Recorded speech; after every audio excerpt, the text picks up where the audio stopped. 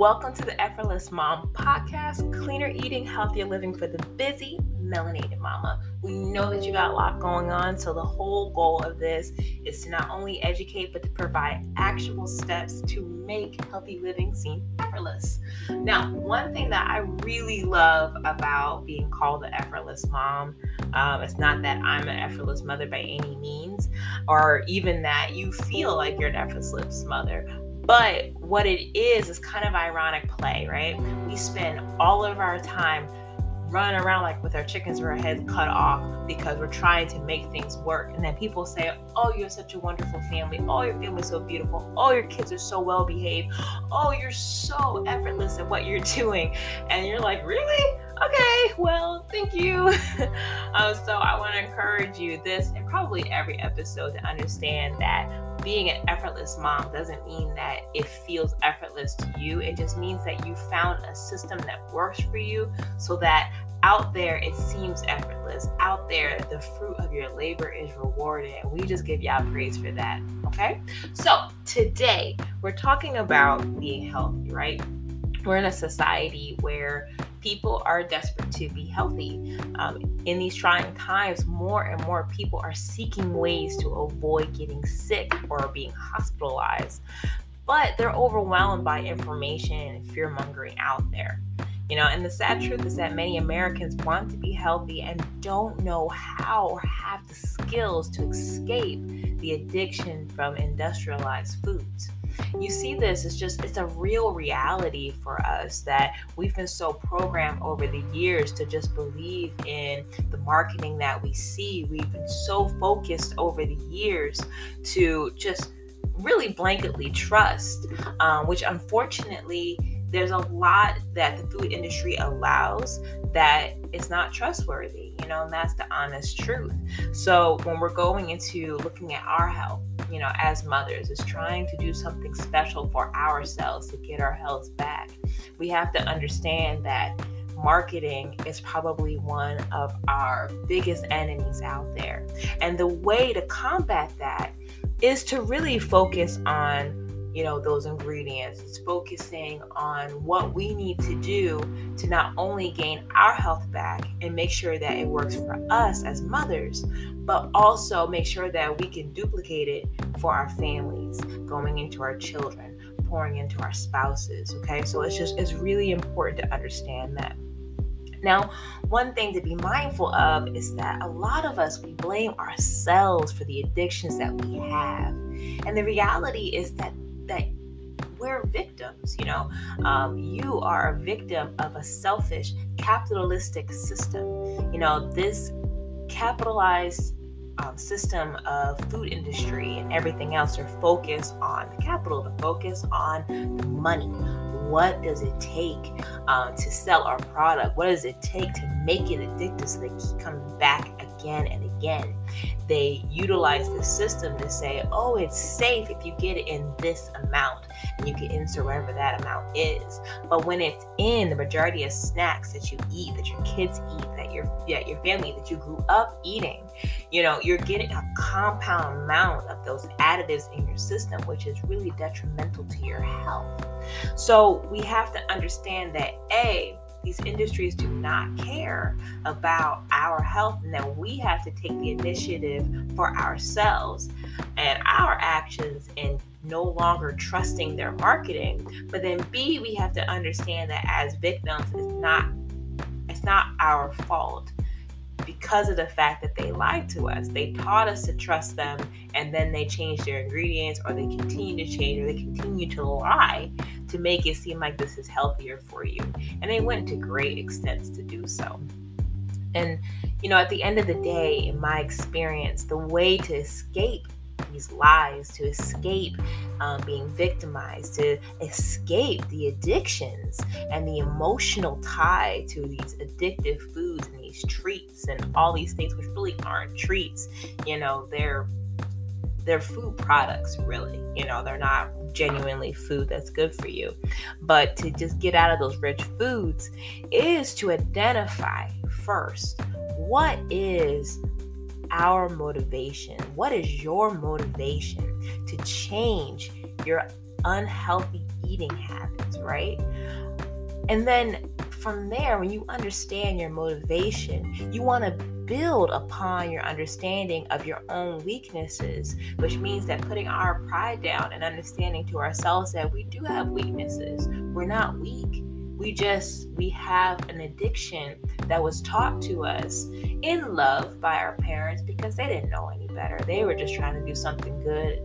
Some of us in a rough situation, some of us because they were just taught that food was the love language. You know what I mean? So it's just understanding where those weaknesses came from and how can we take those weaknesses out of our lives, right? So if we understand how those weaknesses hinder our progress, we can learn how to stay away from them. And that's really, really key, understanding how to let go of those weaknesses. So some of the actionable steps that I would really like to stress upon you is, first, look at the ingredients of foods that you pick up in the store. If there are a lot of chemical sounding scientific-y names, you're like, what on earth is this? Put it back, right? Don't get it because it either has addictive properties, it has properties that can risk your health, that can risk your mind, your body, and your spirit. What I like to say, ruach, because that's the Hebrew word for it. But it risks so much, and there's a lot of science behind it that if you go to lovingmytemple.com, you'll see the beginning of, like what those names mean and what's in those foods, right? But then the other thing is, if you see something that says natural flavors or natural fill in the blank flavor, put it back as well, because that's not saying that it has natural vanilla or natural raspberry or that genuine flavor from that fruit or that bean, for example. What it's saying is that they put chemical compounds together to make your taste buds believe that it's raspberry, that it's vanilla, that it's blueberry, whatever the case may be. So chemicals, put it back. Strange things that says natural flavors or natural raspberry flavor, put it back. The other thing is, if you can make it, make it. If you know how to bake, it don't take much to look at a recipe online, pull it up and follow it step by step. A lot of people, they fail at it because they're not really reading it through. Now, I'm not saying you got to read the whole story montage in the beginning where, when I was 3, I did this, and this, and my mom did this, and this is where this idea came to me. And now 20 years later, no, scratch that. You don't need to do all that. They always have this button that says jump to recipe. You do that, skim the whole recipe, read it, to see the steps, and then just follow it. A lot of recipes are very simple. And very soon, Love in My Temple, we're going to have recipes going more and more on the site. So that way, you're just going to have clean recipes, really easy, not a bunch of stories through, because you don't have time to read all that. Unless you're really interested, maybe I'll put it at the bottom of it. But anyway, in the meantime, look up some great recipes that are quick and easy, that you can cook, that you can bake, and go with that, because that is another way to combat against some of the things that are making us sick in the foods, because real food don't have labels. The one differentiator is that real food doesn't have a label, right? Processed foods do. Real food, they are ingredients. Whole foods are ingredients. Processed foods are not. They have ingredients. So there is a difference. So if you take those whole foods, those things that are ingredients, and turn it into an amazing dish really quickly, you not only be saving money, but you'll also be saving your health, saving your family's health, and you can make it into a full-on experience with your kids to have them help you in some capacity. So they have a great idea of how to cook, but then they also have quality time with mom. Which kids, in their young ages, they're all about quality time and touch. So you're hitting on areas while you're cooking dinner, and yeah, you may be tired coming home from work, you may just want to be left alone to focus, but making dinner take 10 extra minutes to cook just so that you can spend time with your kids and kill 2 birds with 1 stone is totally worth it. So I would do it. And then the next thing and the last thing that I highly recommend to my clients, because I'm a nutrition coach, is invest in a crock pot and mason jars. If you already have it, hallelujah, that's wonderful, sis. But what you want to do with those things is, what I like to do is called salad in a jar. And all you do is you stack it from wet to dry. So the bottom will be your dressing. It'll be whatever protein that you want in there. So typically I like to use chickpeas because it soaks up all that beautiful flavor from the dressing. And then you just keep going. So like the tomatoes, then you'll go with the cucumbers, then you'll go with whatever type of lettuce or green that you want to put on there. And then once you get above it where you're not going to hit that the dressing, then you're gonna go into like the nuts and other things that you want to add. You could put apples, right? And then you could put the nuts, and then you could just close it up and it'll work really, really well. And that salad in a jar will last up to a week in your refrigerator. You can make them as small or as large as you want. So you can use a 24-ounce jar, and you can make kind of like a family size, or a 32-ounce, something like that.